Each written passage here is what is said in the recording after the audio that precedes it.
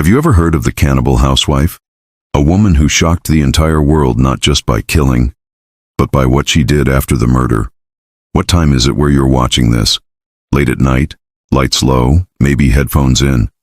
Or are you catching this in the middle of the day, when things feel safe? And here's the most chilling question of all. Would you have seen the warning signs if you had met her? Or would you, like so many others, believe she was just another ordinary housewife? Because this story is darker than you think.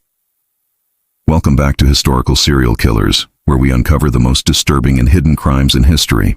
Make sure to comment below where you are watching from. I love seeing viewers checking in from all around the world. Katherine Knight, a name that still echoes through Australia's criminal history.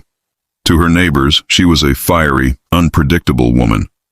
To her lovers, she was terrifying, violent, and impossible to control. But to the world, she would become known as the first woman in Australian history to be sentenced to life imprisonment without parole. Why? Because Katherine didn't just commit murder. She staged one of the most horrifying crime scenes imaginable. A crime that shook police officers to their core. Even hardened detectives admitted it was unlike anything they had ever witnessed before. She seemed like the perfect housewife. She cooked, she cleaned, she worked in a slaughterhouse providing for her family. But behind closed doors, Katherine harbored violent fantasies, jealousy, and a rage that grew more dangerous with each passing year. And then, one night in March 2000, it all exploded. Her partner John Price, a well-liked, hard-working man, would fall victim to the kind of brutality that sounds like something ripped straight from a horror movie. And the aftermath of his murder? That's where the story takes its darkest turn. Police would walk into his home and discover a crime scene so gruesome that parts of it have been compared to the Texas Chainsaw Massacre. But before we reach that horrific night, we need to go back. Back to Katherine's childhood, to her early traumas, to the signs that were there all along. And here's a question for you. Do you believe killers are born? Or are they made by their environment? Because with Katherine Knight, the answer isn't so simple. Katherine Mary Knight was born on October 24, 1955, in Tenterfield, New South Wales, Australia. Her entry into the world was already tangled in scandal and secrecy. You see, Katherine's mother, Barbara, was married to a man named Jack Ruffin. But Barbara was having an affair with one of Jack's co-workers, a man named Ken Knight. In a small, conservative working-class town in the 1950s, this was a scandal of epic proportions. When the affair came to light, Barbara was shunned. The community turned its back on her. Imagine being born into that kind of turmoil. The town whispers, the family shame. Katherine would grow up in a home drenched in anger, resentment, and betrayal. And the environment inside the home? It was even worse. Ken Knight, Katherine's father, was a violent alcoholic. He routinely beat Barbara, often in front of the children. Barbara, in turn, would vent her rage onto her kids. Katherine and her twin sister Joy were frequently caught in the crossfire. At school, Katherine was known as a loner. She struggled to connect with other children. Teachers described her as a bright girl, when she wanted to be, but prone to sudden outbursts of rage. She had two distinct sides, one that could appear shy and withdrawn, and another that was explosively violent. By her early teens, Katherine had admitted to family members that she was being sexually assaulted by several family members. Later, she would claim that this abuse lasted well into her teenage years. Whether every detail of these claims was true or not, what is clear is this. Katherine grew up surrounded by violence, instability, and deep emotional scars. The influence of the slaughterhouse. Now here's where it gets even more unsettling. As a teenager, Katherine dropped out of school at just 15 years old. She was barely literate, struggling to read or write, but she quickly found work at the one place in town where she felt at home, the local abattoir, the slaughterhouse. And she loved it. While most people would recoil at the blood, the screams of animals, the sight of knives and carcasses, Katherine thrived in that environment. She became skilled with the butchering knives, taking them home and hanging them above her bed. She once told people that they would always be there in case she needed them. Now pause for a second.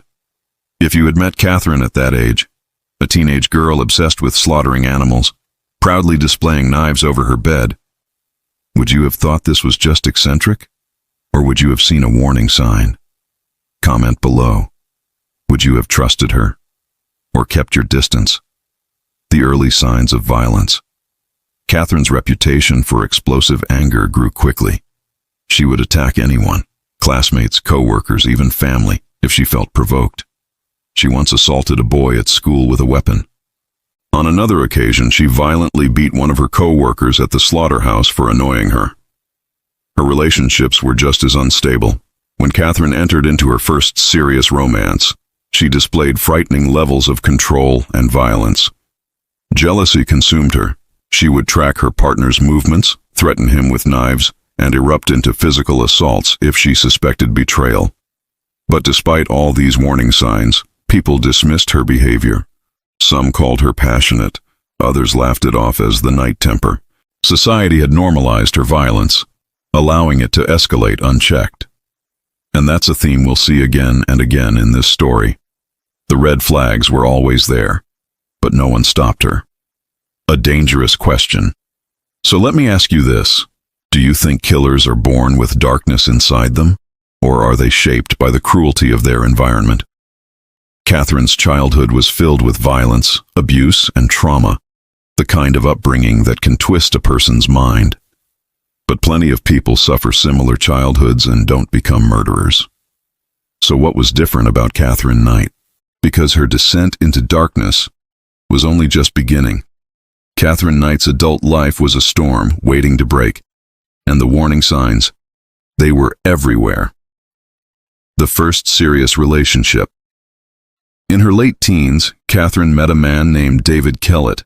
He was a truck driver, rough around the edges, and just like Katherine, he had his demons. But he quickly learned that Katherine's temper was something altogether different. Their relationship began with fiery passion, but it soon spiraled into chaos. Katherine was violent, controlling, and utterly unpredictable. On their wedding night, guests reported seeing Katherine physically strangle David after he fell asleep too early for her liking. Imagine that. Most newlyweds celebrate their first night with tenderness. Katherine celebrated hers with a near murder. Her jealousy was extreme.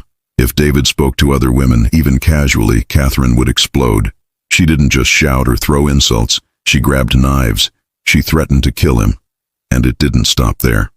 Katherine once burned all of David's clothes and shoes after an argument. Another time, she hit him in the head with a frying pan so hard he barely escaped with his life. Would you have stayed after something like that? Or would you have run as far and as fast as you could? Comment your answer below because I need to know. Could anyone have handled a relationship like this? Escalating violence. But here's the shocking part. People still excused Katherine's behavior. David eventually left her, but not before she inflicted years of abuse. And when word got out, some dismissed her as a fiery woman, or even joked about her tough love. But make no mistake, Katherine wasn't just fiery, she was dangerous. Her next relationship was with another man, David Saunders.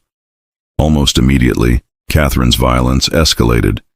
When she suspected Saunders of cheating, she slit the throat of his puppy in front of him. Yes, you heard that right. She killed his beloved dog as a warning, a terrifying display of control. If that's not a red flag, what is? But Saunders didn't leave right away. He stayed, intimidated and terrified, until Katherine eventually attacked him with a pair of scissors. That was when he finally ran. Do you think you would have left after the dog? Or would fear have trapped you too? Patterns of abuse. And so the pattern continued.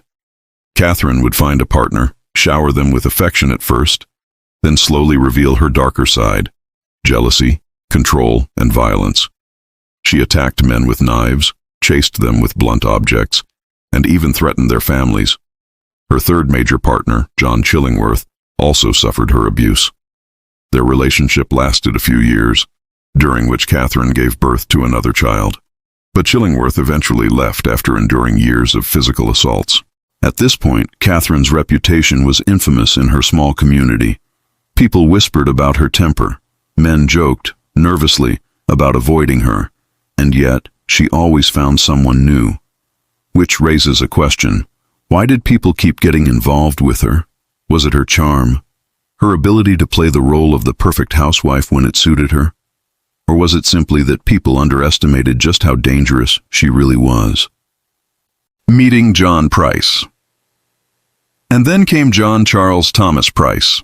John was a hard-working man, well-liked in his community, and known for his sense of humor. He was divorced with 3 children, and when he began dating Katherine in the mid-1990s, he thought he had found companionship. At first, things seemed fine. Katherine played the role of the devoted partner. She cooked, she cleaned, she showered him with affection. But slowly, the mask slipped. Her jealousy and control began to suffocate him. She demanded to know where he was at all times. She constantly accused him of cheating. And when he resisted, the violence returned. John's friends warned him. His children begged him to leave her. But John believed he could handle it. Maybe he thought she would change. Maybe he thought love could calm her demons. But as history has shown us, ignoring red flags is often the most dangerous mistake of all. By now, Katherine had a long history of domestic violence, animal cruelty, and terrorizing every man she'd been with. Yet she had faced no serious consequences. Police were called multiple times, but her partners often refused to press charges, too afraid of her wrath. Friends and neighbors knew her reputation, but shrugged it off as just who she was. And so Katherine was allowed to keep escalating. Her violence grew more extreme, her threats more terrifying, her control more suffocating. And that brings us to the late 1990s, when Katherine's relationship with John Price would spiral into something far darker than anyone could imagine. Here's the chilling part. John Price knew she might one day kill him. He told friends and co-workers, "If she ever gets the chance, she'll kill me." And he was right. The signs were all there. The violent history, the obsession with knives, the unpredictable rage. So let me ask you, how many victims do you think Katherine Knight would eventually claim? And how horrific would her final crime turn out to be? Because the night of March 1st, 2000, was when everything came to a bloody, unthinkable climax. The horrific crimes. March 1st, 2000.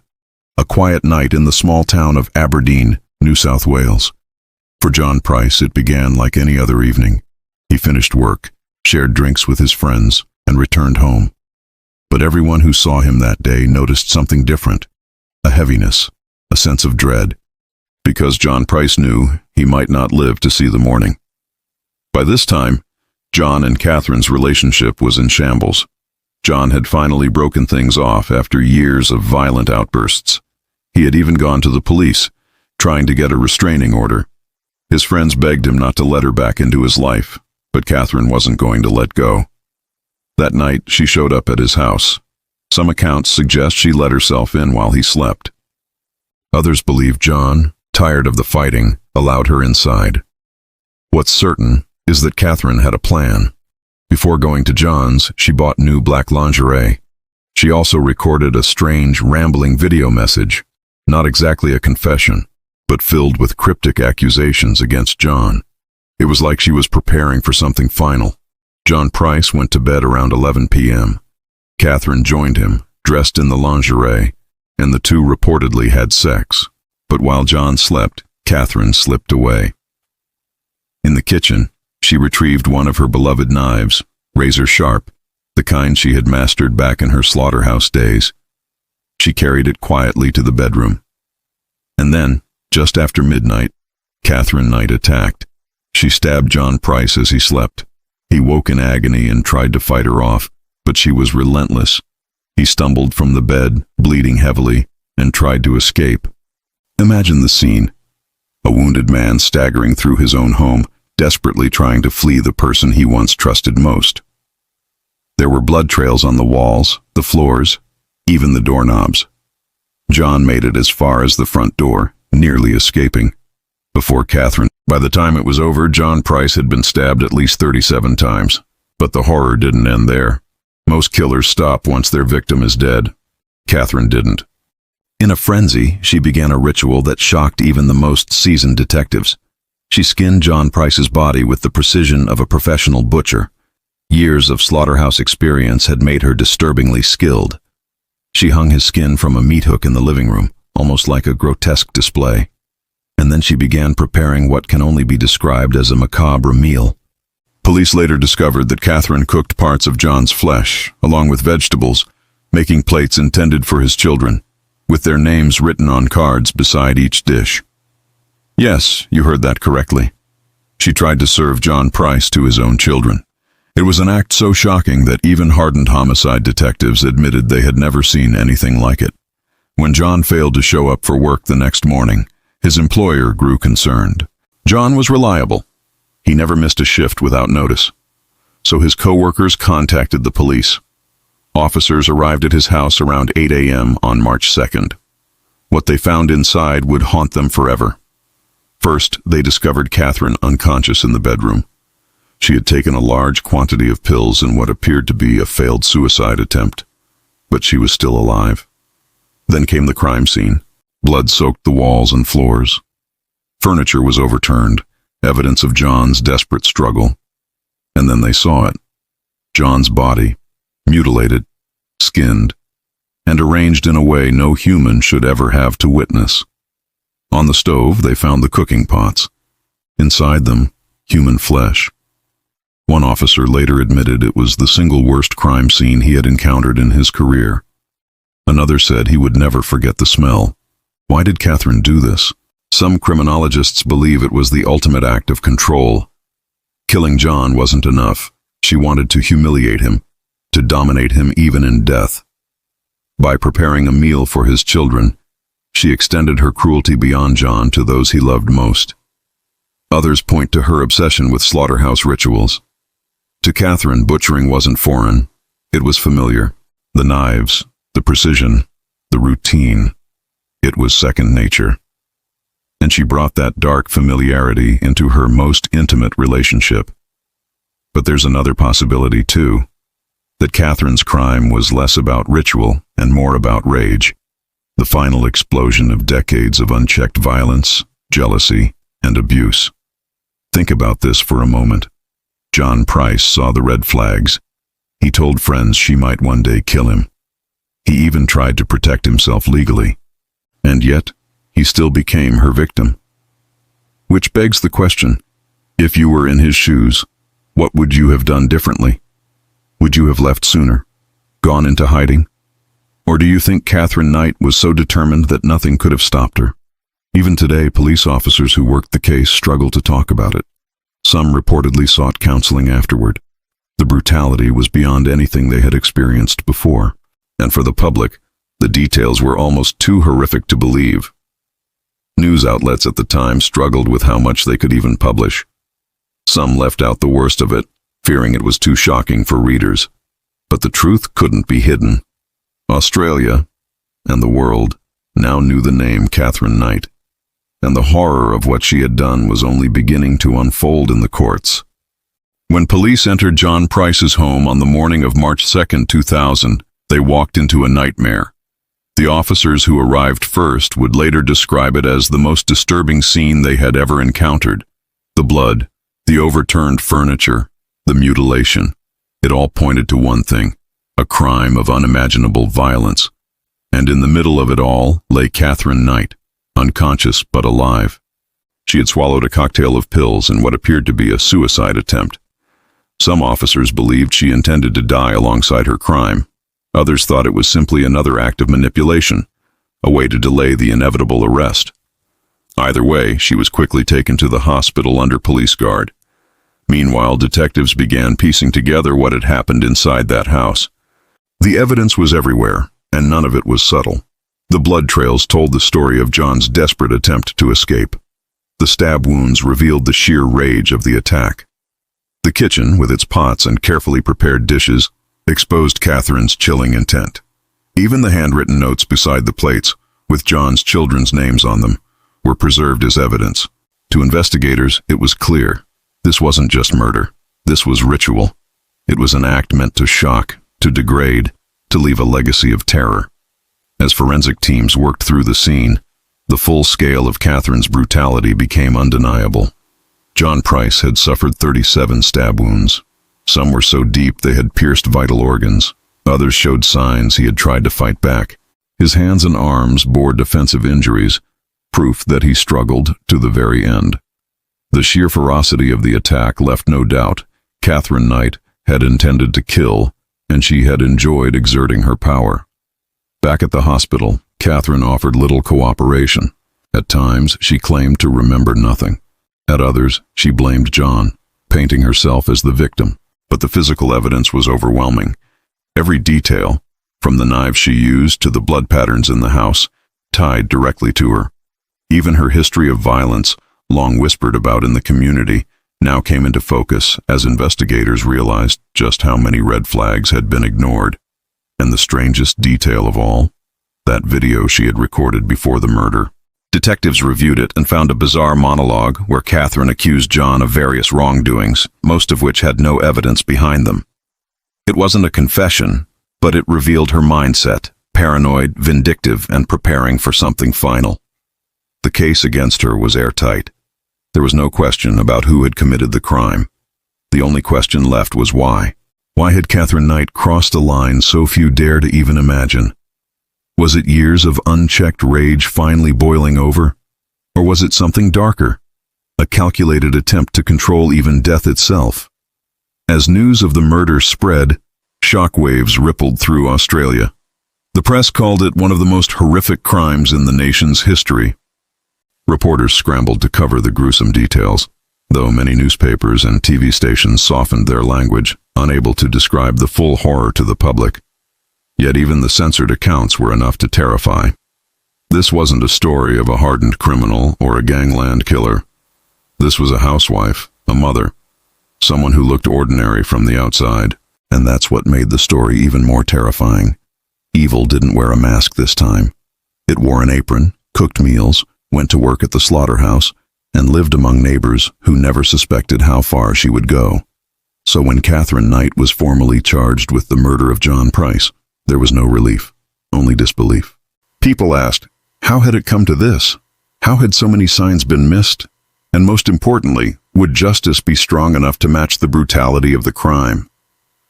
Katherine Knight's trial would become one of the most infamous in Australian history. From the very beginning, the courtroom buzzed with tension.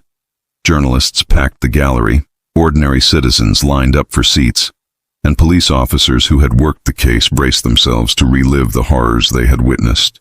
The prosecution's evidence was overwhelming. Photographs of the crime scene were so disturbing that some jurors needed breaks during the pre-trial hearings.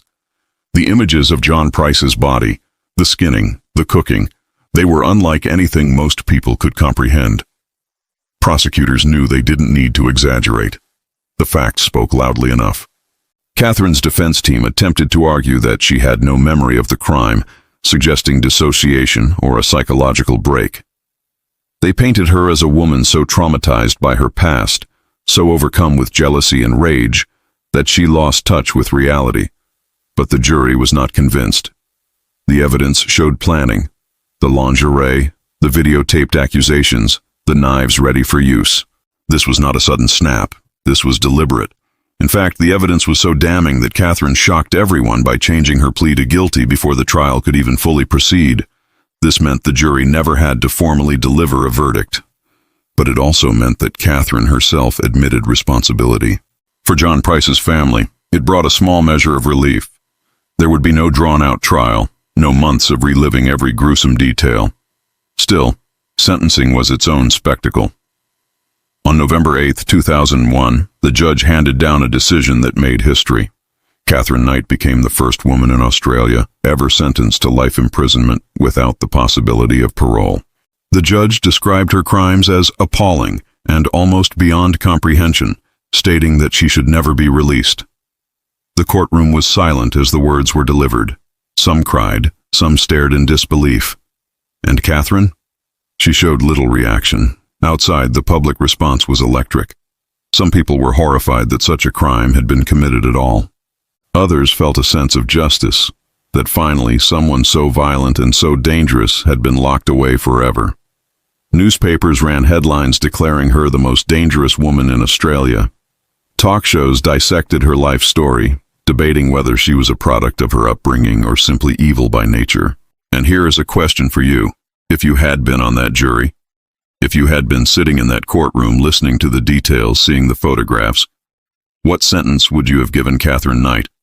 Would life without parole be enough? Or would you have wanted something even harsher? For many, her sentence was both justice and warning. Justice for John Price, whose life ended in unimaginable brutality. And warning to the rest of society that sometimes evil hides not in strangers lurking in the dark, but in the people we welcome into our homes. After her sentencing, Katherine Knight was transferred to Silverwater Women's Correctional Center in New South Wales, where she remains to this day. Unlike some killers who seek interviews or write books to maintain a spotlight, Katherine largely withdrew from public attention. Her fellow inmates reportedly feared her, not only because of what she had done, but because of her volatile temper that never truly disappeared. Guards described her as manipulative, often testing boundaries, but she has never been considered for parole. The court made sure of that. John Price's family never fully recovered. His children, for whom Katherine had prepared those grotesque meals, lived with the trauma of knowing what she had intended. Friends remembered John as a good man, a hard worker, someone who didn't deserve such an end. For them, the sentence brought closure, but the scars remain. In the years since, Katherine's case has entered Australian criminal history as one of its darkest chapters. True crime documentaries, books, and countless articles have dissected every detail. She became known not just as a murderer, but as a symbol of unchecked violence, jealousy, and cruelty pushed to the extreme. Some writers compare her crimes to scenes out of horror films like the Texas Chainsaw Massacre. Others call her Australia's most infamous female killer. But beyond the sensational headlines lies a haunting question. What does Katherine Knight's story teach us? For some, it highlights the failure of systems to address domestic violence. Katherine's partners had reported her violent behavior. Friends and family saw the red flags. Yet no decisive intervention came until it was too late. For others, the case is a grim reminder that evil often hides in plain sight. Katherine wasn't a shadowy stranger. She was a mother, a co-worker, a partner. She cooked meals, attended family events, laughed with friends, and then she committed one of the most horrifying crimes in modern history. Today she remains locked away, her name forever linked to brutality. But the legacy of her crimes is bigger than one woman. It's a story about the dangers of ignoring warning signs, about the fragility of trust, and about how quickly love can turn into fear when violence is allowed to grow unchecked. And so, Katherine Knight stands as a chilling reminder that sometimes the most terrifying monsters are not hiding in the dark at all. They are sitting right across the dinner table. And that brings us to the end of the story of Katherine Knight, the cannibal housewife, the first woman in Australian history sentenced to life without parole, and the killer whose crimes still send shivers down the spine more than 2 decades later. But now I want to hear from you. What shocked you the most about this case? Was it her violent past, the skinning, or the fact that she planned to serve her partner to his children? If you had been in that courtroom, what sentence would you have given her? And tell me this, would you like me to cover another case just as dark like Albert Fish, the real-life boogeyman of New York, or maybe Belle Gunness, the Black Widow who buried dozens of men on her farm? Most importantly, I'd love to know where you're watching from tonight. Is it late at night, lights off, headphones in? Or are you watching in daylight, hoping the sun keeps the chills away? If you enjoy deep dives into true crime history, make sure you subscribe. It helps this channel grow so I can bring you more stories like this one. Drop a like if this kept you on the edge of your seat. And don't forget to share your thoughts in the comments. Because at the end of the day, Katherine Knight remains a haunting reminder of one terrifying truth. Evil doesn't always look like a monster in the shadows. Sometimes, it looks like the person lying right beside you.